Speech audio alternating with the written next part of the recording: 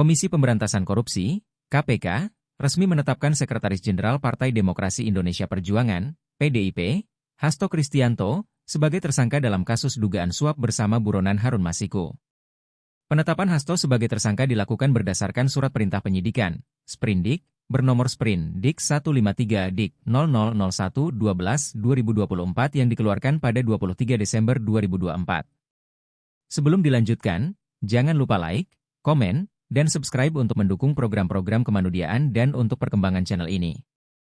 KPK mengumumkan bahwa langkah ini diambil setelah melalui ekspos perkara pada 20 Desember 2024, tepat setelah pimpinan baru KPK mengucapkan sumpah jabatan di hadapan Presiden Prabowo Subianto. Dalam surat tersebut, Hasto diduga memberikan suap bersama Harun Masiku kepada mantan Komisioner Komisi Pemilihan Umum, KPU, Wahyu Setiawan. Suap tersebut diduga berkaitan dengan proses pergantian antar waktu, PAW, anggota DPR. Kasus ini bermula dari pengungkapan dugaan korupsi yang melibatkan Harun Masiku sejak 2020, di mana ia mencoba mendapatkan kursi DPR melalui mekanisme PAW. Hasto disebut berperan sebagai salah satu pihak yang memberikan dukungan untuk memuluskan upaya tersebut.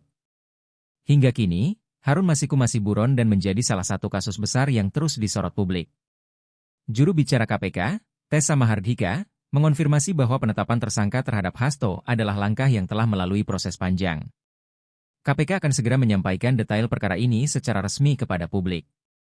Penanganan kasus ini menjadi bukti komitmen KPK untuk menuntaskan semua perkara korupsi, termasuk yang melibatkan nama besar, ujar Tessa. Sementara itu, pihak PDIP belum memberikan tanggapan resmi terkait penetapan Hasto sebagai tersangka. Keheningan partai berlambang banteng ini menimbulkan berbagai spekulasi di kalangan masyarakat dan media. Beberapa pengamat politik memandang bahwa kasus ini dapat menjadi ujian berat bagi PDIP, terutama mengingat posisi Hasto sebagai salah satu tokoh kunci dalam struktur partai. Pengumuman ini juga menambah tekanan terhadap KPK untuk segera menangkap Harun Masiku, yang sudah buron selama lebih dari 4 tahun.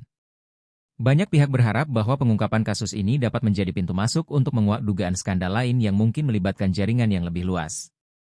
Di tengah dinamika politik yang sedang memanas, langkah KPK ini mendapat apresiasi dari berbagai pihak sebagai upaya mempertegas integritas lembaga anti rasuah tersebut. Namun, publik juga menantikan transparansi lebih lanjut dan penegakan hukum yang adil tanpa memandang jabatan atau afiliasi politik. Penetapan Hasto Kristianto sebagai tersangka menandai babak baru dalam perjalanan kasus korupsi yang menyita perhatian nasional. Seluruh mata kini tertuju pada KPK dan PDIP untuk melihat bagaimana kelanjutan dari kasus ini akan memengaruhi peta politik di Indonesia. Sejak menjabat sebagai Presiden Republik Indonesia pada tahun 2024, Prabowo Subianto menghadapi berbagai tantangan besar, salah satunya adalah upaya pemberantasan korupsi dan dinamika rivalitas politik antara partai penguasa dengan partai oposisi. Dalam periode ini, beberapa perubahan dan dinamika mencolok terlihat, mencerminkan upaya pemerintah untuk memperkuat integritas nasional sekaligus menghadapi pertarungan politik yang intens. Pemerintahan Prabowo membawa angin baru dengan komitmen memperkuat lembaga anti korupsi, seperti KPK, melalui peningkatan anggaran dan dukungan kebijakan. Hal ini terlihat dari langkah-langkah tegas, termasuk penangkapan sejumlah pejabat tinggi yang diduga terlibat dalam kasus korupsi. Salah satu yang menonjol adalah penetapan tersangka terhadap Hasto Kristianto, Sekjen PDIP, dalam kasus dugaan suap bersama buronan Harun Masiku. Namun, tidak semua pihak melihat langkah pemerintah ini sebagai murni upaya penegakan hukum.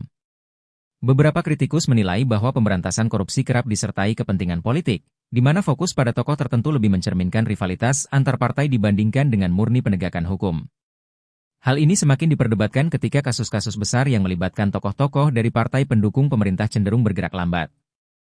Hubungan antara partai penguasa, Gerindra, dengan partai oposisi seperti PDIP menjadi sorotan utama.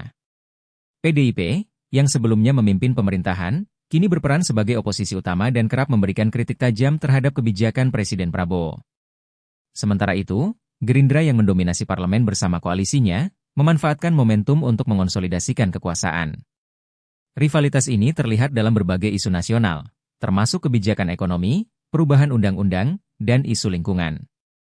Di satu sisi, Gerindra berfokus pada pembangunan infrastruktur dan ketahanan pangan sebagai visi utama Presiden Prabowo, sementara PDIP menyoroti perlindungan masyarakat kecil dan keadilan sosial.